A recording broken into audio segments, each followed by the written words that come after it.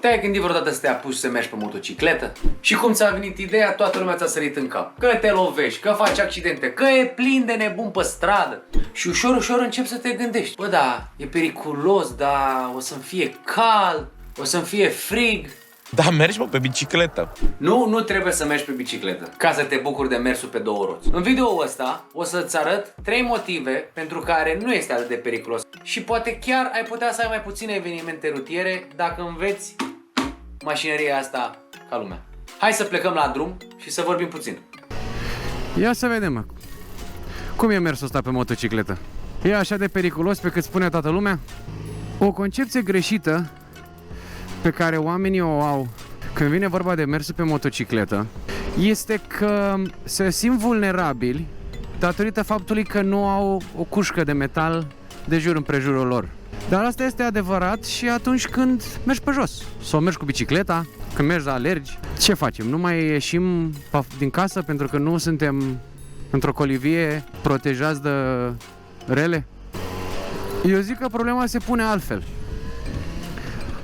Când vine vorba de șansele pe care le ai să ai un eveniment, eu vreau să vin cu 3 motive pentru care eu cred că ești mai în siguranță pe motocicletă. Bineînțeles, nu zice nimeni că dacă e să ai vreun eveniment, ești mai safe pe motocicletă decât în mașină. Dar, totuși, hai să vedem dacă putem să scădem șansele de a avea un eveniment rutier. Deci, până la urmă, cum e mai bine? Pe motocicletă sau în mașină? Hai să vedem. Păi hai să vedem. De ce nu e așa periculos să mergi pe motocicletă?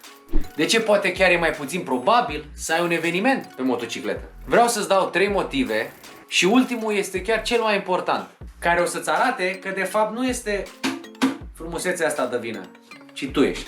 În primul rând, vizibilitatea. Vizibilitatea este un atu pe care noi motocicliștii îl avem. Și cel mai bine este să-ți explic când mergem pe motor. Așa că hai pe afară la o tură. Când vine vorba de vizibilitate, noi pe motor vedem tot. Noi putem să vedem peste mașini mult mai ușor, pentru că suntem mult mai înalți decât ei. Și asta ne oferă posibilitatea de a anticipa situațiile mult mai bine. Noi putem să ne dăm seama dacă avem vreun pericol în față și putem să ne modificăm poziția pe bandă mult mai ușor decât o mașină și putem să și frânăm mai repede pentru că am văzut pericolul mai repede. Eu dacă acum vreau să văd mai multe pe partea dreaptă, mă mut aici. Dacă vreau să văd acum ce se întâmplă că a oprit toată lumea, să mă uit printre ei, mă mut aici. Totul pe aceeași bandă. Nu calc nicio linie, nu încurc pe nimeni. În momentul în care ai vizibilitate, poți să anticipezi lucruri. Îți e mult mai ușor să vezi chestii. Motivul numărul 2 este spațiu de manevră. Noi pe motocicletă suntem mici și asta înseamnă că avem mai multă bandă cu care putem să ne jucăm. Dar iară, cel mai bine este să arăt pe motocicletă. Pentru un motociclist, banda are mai multe roluri. 1. Am vorbit deja despre el, că ne crește vizibilitatea, că ne putem muta pe ea de pe o parte pe alta, să vedem mai multe lucruri, dar mai este un lucru pe care noi putem să-l facem. Vedeți aceste zigzaguri pe care le fac printre canale? Astea sunt aceleași manevre pe care poți să le faci atunci când vine vorba de un obstacol. Îți sare ceva în față, o pisică, un câine, un politician, un copil, orice ar fi. Dacă îți sare în față, tu cu motocicleta ai șansa să le eviți. Și cu toate astea să rămâi pe banda ta. Dacă îmi sare ceva acum din fața mașinii astea, eu pot să fac o manevră și să evit. Dar dacă ești cu mașina, în momentul în care sare ceva în față și e ceva foarte aproape, tu nu poți să faci asta pentru că ori intri pe partea cealaltă, pe sensul celălalt de mers, ori o să intri în parapet, pe dreapta. Și în momentul în care chiar nu poți să faci nimic pe mașină, îți sare ceva în față, tu poți să pui doar frână și să începi să spui crezul, îngerașul meu sau ce altceva mai ții minte de când erai mic. Și al treilea motiv și cel mai important este atenția. Noi pe motocicletă nu putem să facem prea multe chestii decât să mergem cu motocicleta. Și asta ne face să fim mereu atenți și pregătiți. Și aici vreau să vă explic de ce de fapt nu motocicleta este de vină, ci tu. Tu ești pericolul. Când vine vorba de atenție, noi pe motocicletă putem să facem un singur lucru. Să mergem pe motocicletă. Nu putem să mâncăm, nu putem să fumăm, nu putem să facem nimic altceva decât să fim atenți la ce facem aici.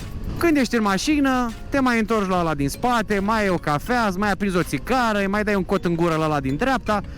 Ai o senzație atât de falsă de siguranță datorită faptului că ești în mijlocul unui metal, încât nu prea te mai interesează de drum atât de tare. Mașina merge înainte, te uiți la ăla din față, dacă el frânează, tu frânezi. Noi pe motocicletă trebuie să fim mereu vigilenți. Noi, motocicliștii, putem să decidem să fim atenți sau să o dăm dracu de atenție și să începem să ne dăm mari pe stradă.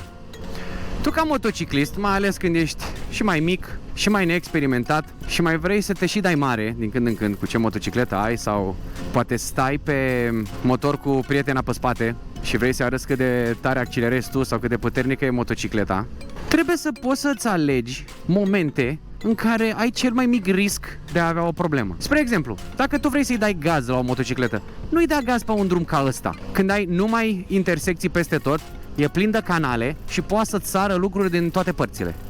O să ajungem un pic mai în față, la un giratoriu, o să facem stânga și o să vedeți acolo cum, dacă vrei să-i mai dai, poți să-i mai dai. Nu trebuie să-ți asumi o grămadă de riscuri în intersecții așa mari. Uite, acum pe dreapta o să urmeze o spălătorie. Ies de aici mașini tot timpul. Ia uite-l pe ăsta. E jumate pe banda mea. Cum pot să-i dau eu full gaz acum, chiar dacă am prietena pe spate și zic, mamă, uite pisice, pot eu să fac. Treci de aceste locuri, mergi la limita legală, stai cu minte, te uiți, te asiguri, dai priorități, etc. Și ia uite ce avem în fața acolo. Dita mai drumul. Uite, nu e nimic, nu poate să vină nimic din dreapta, în stânga sunt două benzi, una e goală. Aici poți să mergi, te dai mai tare, nu e nicio problemă. Dar poți să-ți alegi momentele în care să faci chestii. Majoritatea accidentelor se întâmplă din cauza motociclistului. Nu e neapărat vina șoferului că stai ție calea dacă intri într-o intersecție cu 120 la oră. El n-are cum să știe că tu mergi cu 120 la oră de la distanța aia. Asta nu înseamnă că motociclismul este periculos, asta înseamnă că omul ăla e periculos. Uite aici, ăsta putea să sară în față. Dacă eu eram acum în full gas și treceam pe aceea cu 100 la oră, ce făceam? Era vina cui era? A motocicletei, a motociclismului, a lui Dumnezeu? Alegeți locurile unde să te bagi, să accelerezi, să depășești. Fii inteligent, fii atent. Nu trebuie să te dai mare tot timpul cât timp ești pe motocicletă. Poți să te dai mare, poți să-i mai dai un mic gaz dacă vezi că nu e. Uite, de exemplu acum, mai faci o accelerație mai scurtă, habar n-am. Aveam spațiu, erau departe intersecțiile de mine, nu trebuie neapărat să te dai în stambă la fiecare intersecție sau în fiecare giratoriu. Așteaptă și tu să ieși un pic din oraș, vezi că știi drumul, vezi că nu e nimeni și poți să-i dai. Ce vreau eu să explic cu acest video este că pericolul pe care oamenii îl percep față de motociclete este pentru că nu prea înțeleg ce este motocicleta și în ce constă mersul pe motocicletă. Este foarte diferit față de mașini și ultimul motiv ăla cu atenția e probabil cel mai mare. Pentru că noi nu putem să facem altceva. Noi putem maxim să vorbim sau să gândim, dar fizic nu putem să facem altceva. Mersul pe motocicletă nu este atât de pe pilot automat pe cât e cu mașina. Orice mișcare a ghidonului greșită ne duce pe o trasă greșită. Cu mașina, nu mai bun. Ai văzut că unii și conduc mașina cu piciorul. Merg înainte și sănătate. Cu motocicleta nu e chiar așa. Ia uite-l pe ăsta. Fac! Ce faci, bobiță? Dacă acolo mergeam cu 100 la oră, ce făceam? Iară, ești în intersecții, ești pe străzi mici. Stai dracu potolit. Și cam asta a fost video. Ce am vrut să explic este că nu este atât de periculos să mergi pe motocicletă, așa cum crede lumea. Sunt anumite avantaje pe care noi le avem și pe care dacă le folosim atunci când trebuie, nu vom avea probleme.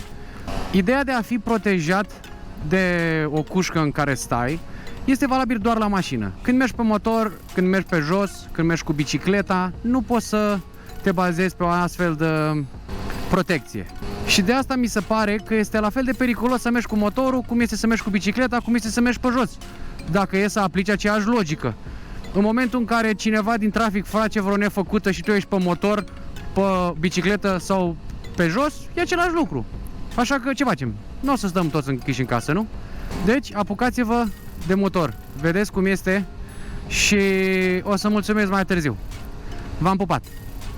Deci, e motociclismul atât de periculos Sunt atâtea miliarde de oameni pe tot globul pământesc care merg pe motocicletă, sunt toți așa absolut tâmpiți. Noi ne dăm seama că avem un dezavantaj, că nu suntem protejați. Dar în același timp știm că putem să fim mult mai în controlul situației când este nevoie.